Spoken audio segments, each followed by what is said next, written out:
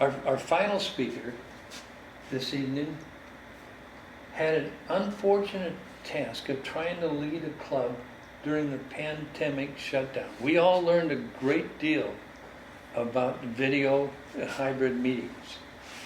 Although it occurred in March in 2020, the full effect of the pandemic really hit hard in Toastmasters after that. And it hit Toastmasters in clubs around the world, especially during 2021 and last year we were finally coming out of it. Noel is working on his level 4 project on persuasive influence, leading in a difficult situation where the objective is to practice strategies for adjusting to unexpected changes to a finalized plan.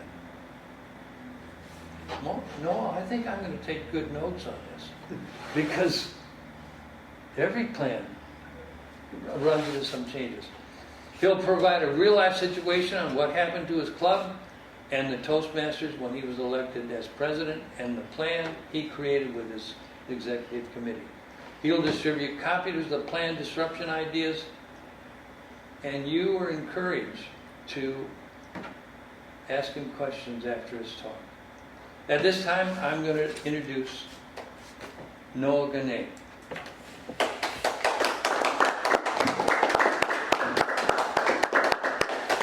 Thank you so much, Mr. Toastmaster. Let me just make some adjustments right here. The title of the speech is Leading the Toastmasters Club During the COVID Shutdown. And since I am short of one file, I think what I'm going to do is I'm going to share my screen.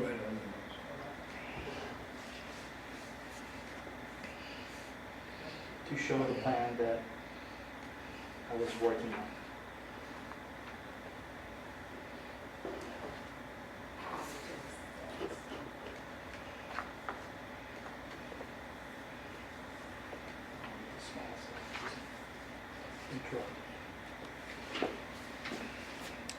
Fellow Toastmasters and our distinguished guests. The pandemic shutdown really affected everybody in more ways than one, whether it was your health, how you had your job situation, or your family, or just how we ran our lives. And it really affected us mentally, physically, to the point that we didn't know what was going to happen. For Toastmasters, everybody was just running along, doing their thing with Toastmasters, where they're trying to help club members improve, because that's what the Toastmasters mission, provide a supportive and positive learning experience in which members develop their communication and leadership skills, resulting in greater self-confidence and personal growth. Every year, we have an election, and we elect a president along with the vice president of education, vice president of membership, public relations, secretary, treasurer, sergeant at arms. Each of these people has a role in making sure that the club is successful. Now, I was elected as the president of my other club. I do belong to 2 other clubs. My other club is an improv/Toastmasters club, and it's called Yes and Toastmasters. That club is a very healthy club. When I mean very healthy club, they had, at the time, right before the pandemic shutdown happened, they had 29 members, which was something that's really impressive. And then, of course, the last renewal that happened right before the pandemic shutdown happened, it would drop down to 26. And that's where my story begins of this leading a situation. When you're elected as president, you work with the rest of your executive committee to make sure that you achieve the Toastmasters goals. So if you look on the sheet that you have right there, it explains what the goals are.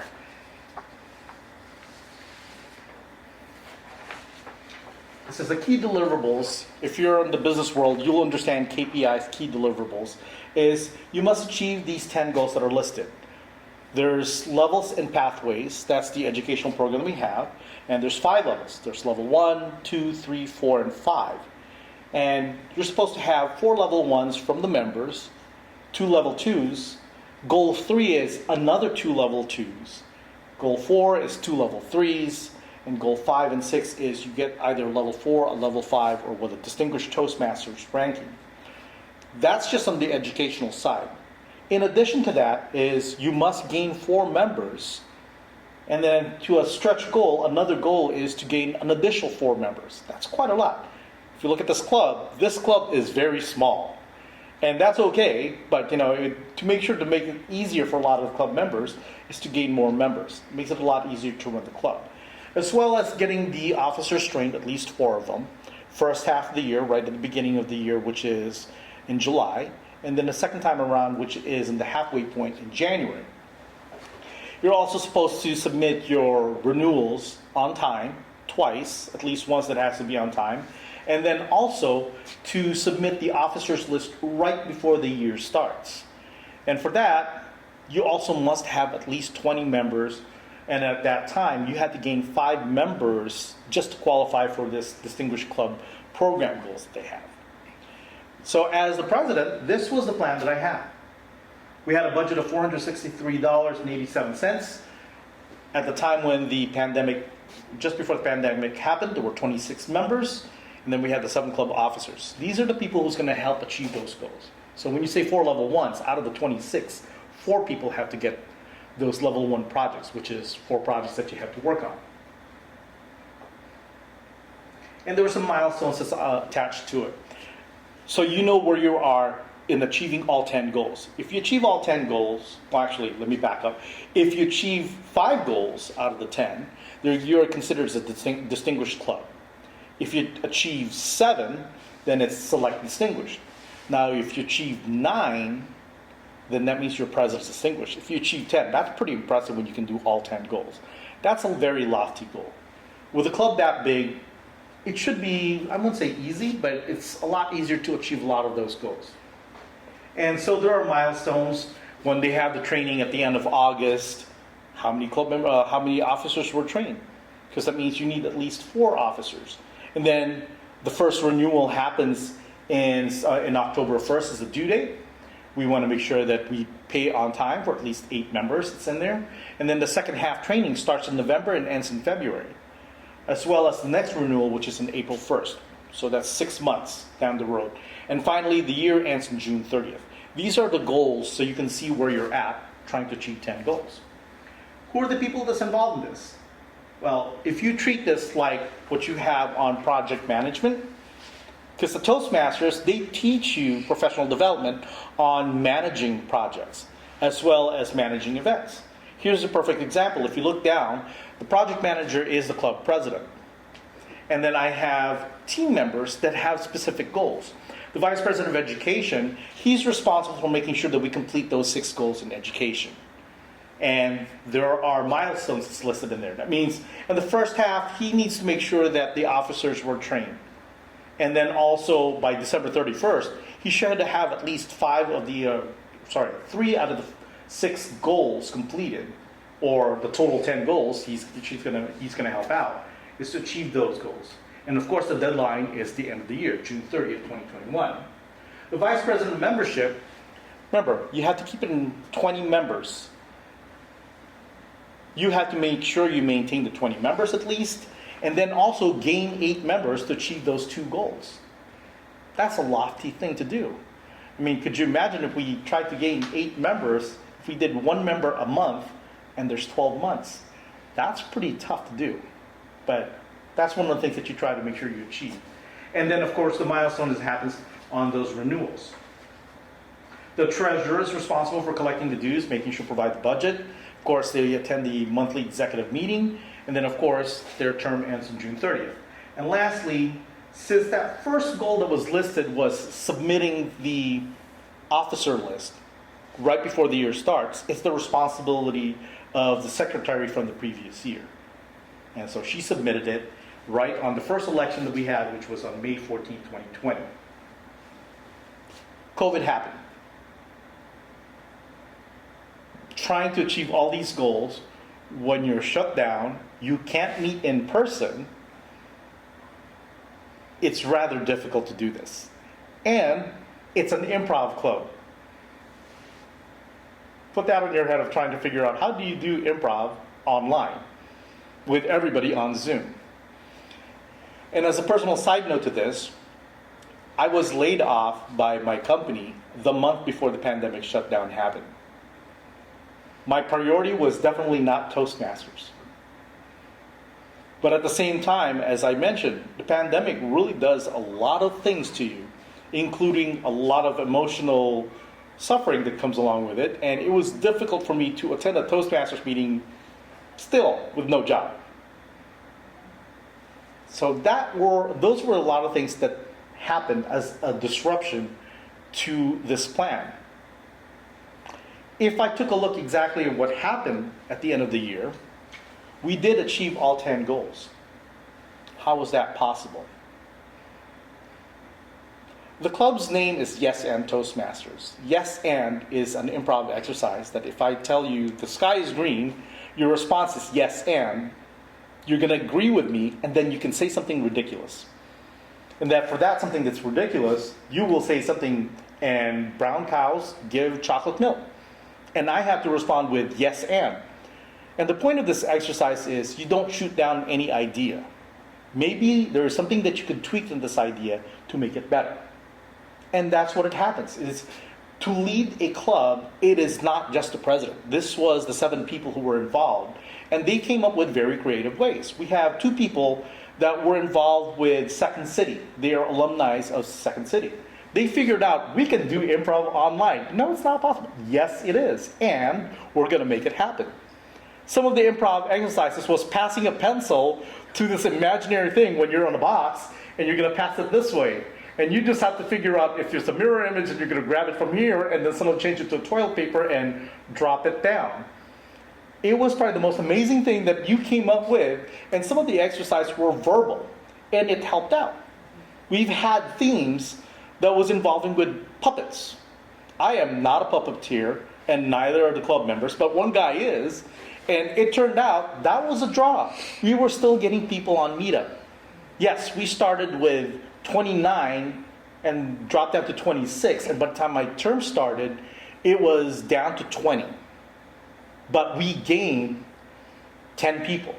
So it brought it right there at the line of 20. That's because the enthusiasm of the people in the club, and we work together to make sure that happens. And the Vice President of Education was still scheduling speeches to make sure that everything was completed for all those members to make sure that they are able to contribute.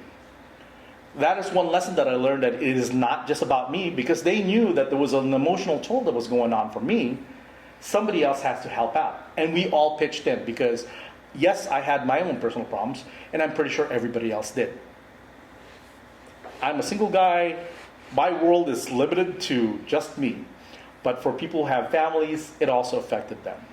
So that was one lesson that I learned, was leading a club in such a difficult time that suddenly we were getting ourselves out of it. We were kicked out of the church that we were doing our meetings.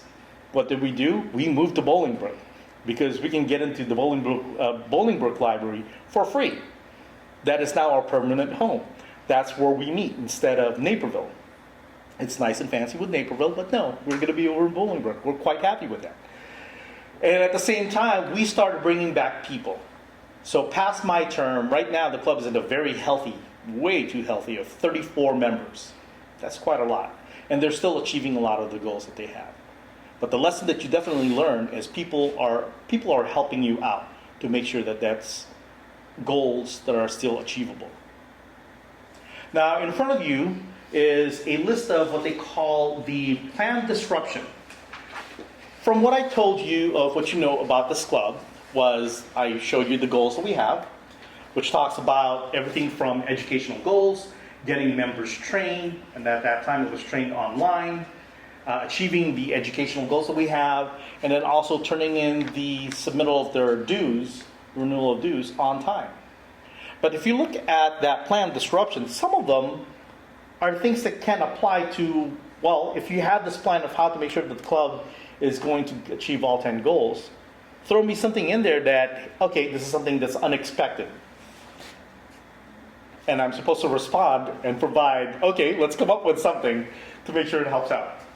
You lose your job. I just gave you that perfect example. Thank you so much for that. But for Keaton, he's pointed out that, somebody losing a job. It was still a lifeline to help out because you're still networking with a lot of the members. And for me, it was actually a former coworker that helped me get the connection to Sun Chemical at that time to the job that I ended up with. So at the same time, even though if I couldn't attend the meeting, if there was something like an interview, chances are it isn't because it's after hours with our club meeting, that somebody's always stepping up. The Vice President of Education, the 5 other members who could step up and do the role of the President starting off the meeting, just like how Chris did. Anything else that you want to throw as disruption? Wendy, Curtis, Larry? You found a new job where it's on the same evening as your meeting. Okay. So the issue now is having a meeting that also interrupts. And the sad fact about it was at that time, I belonged to an extra club, and it was called Top of the Town. And that's why Wendy knows this whole story was I was the Vice President of Education for that club when I was laid off. And of course, they also met online. Nobody was meeting in person.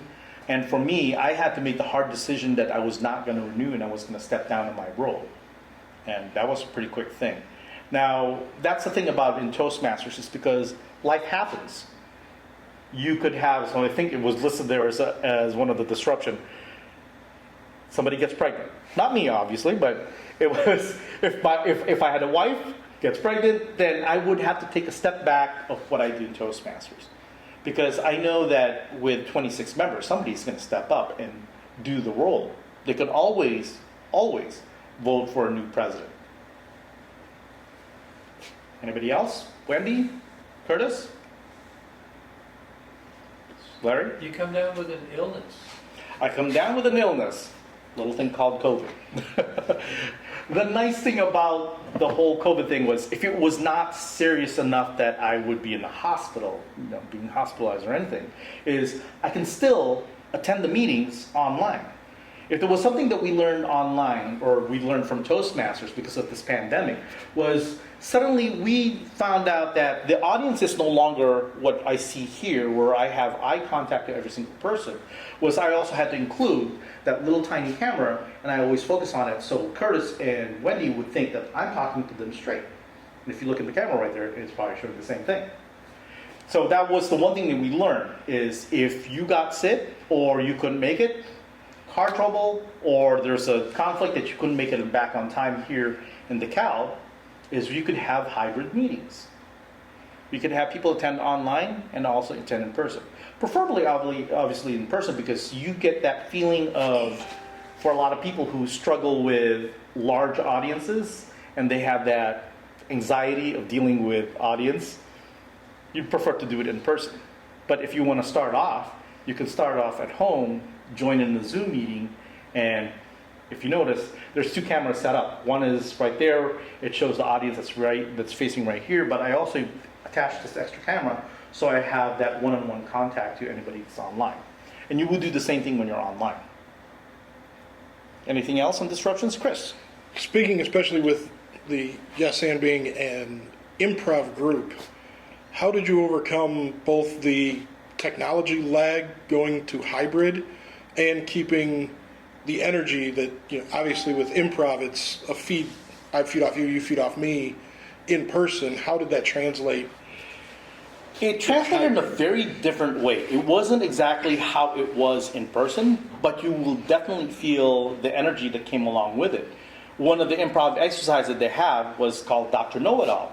Normally when you do it in person, is you have 5 people attached together, and one person will ask something like, where do babies come from? The problem is, these 5 people will all have to work together to answer the question. Could be funny, but each person has to only say one word. If you translate that online, guess what? That works very well because you're just waiting for the person that's on the left of you or the right of you to say the next word, and you're going to say another word. The next person's going to say the next word. And it kind of worked out. Some of the exercises that they have online were things that translated very well from in-person to online. We even did the whole exercise of props. It works very well because you can come up with your own prop instead of somebody bringing in and say, hey, here's a prop that they use, something like whose line is it anyway. For Curtis and Wendy, do you have any disruptions that you want to throw at me? Um, Could be on that list, doesn't have to be. Could I jump into one before? how about a disruption related to having a meeting in a room and people not coming to the same room? Okay, and that has happened because when everybody started doing Zoom and most people had not done online conference meetings, I think this is the reason why Zoom and Teams, WebEx, all these companies that had online meetings, was the question is like, did I go to the right room? I can't get in. There was a delay. It was an intentional part where the first 5 minutes was making sure everybody was able to sign on. We tried to make sure that it was easy for signing on. We gave instructions for a lot of the members. We put it on the meetup instructions saying, here's how you sign on, and somebody will let you in, because sometimes we would have some Zoom bombers that you always try to avoid. And that was the best thing was, and yes, we did. Somebody dropped their pants right in front of us, and we were going, yeah, take that out. But it was something about making sure that we are able to connect to our audience and make sure they're in the right room, that they have the right meeting room, and also have instructions beforehand. And a number that they can text saying, hey, I can't come in. That was one way to solve that problem. Larry? What you're talking about now, and the last several items that you brought up were responses to problems that we had with somebody not showing up, some technology not working. But the underlying thing that you're mentioning is team building. How do you build that team that's solid enough that can withstand these little deviations? The nice thing about a club that's so young, the club actually only started about 4.5 years ago. Pretty good for something like that. It was an instant bonding of every member that was there, including the officers. The one thing that we did was after a meeting, we were hanging outside. When we were at the church would kick us out, but we were still in their parking lot. We got to know everybody, what they do for a living. Somebody's mom passed away, somebody's injured, their dog got hurt. We knew everybody's story. And there was the trust that was built in. And we knew what everybody's strengths were, or what are the parts that they need to be, developing. So for us, when I requested for people to help out on that, they know that it's not only me, it's going to be them, but at the same time, when the Vice President of Education is responsible for all the educational goals, he knows he can reach out to other people to help out, the mentors that are built in there. He does not have to run the speech contest that were required by Toastmasters. Because we know I can trust Julia enough that I've seen her do a contest, she can run it. And if she needs support, I will provide it. And if I can't do it, say I was sick, I lost a job, I know that I can count on somebody else pitching in, because we had that trust that was built in. And I'm going to leave this last one for Curtis. Do you have a disruption you want to share or throw at me?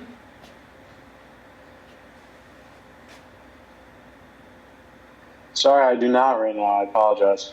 I've been taking too many notes to focus. Okay, not a problem. And that's the thing, is with Curtis being the new Vice President of Education, I made sure that I have that communication with him, that I'm always available, that he can text me, what do we need to do for this? So I'm going to lead this at the end of this, we're leading a difficult situation, is to provide a call to action.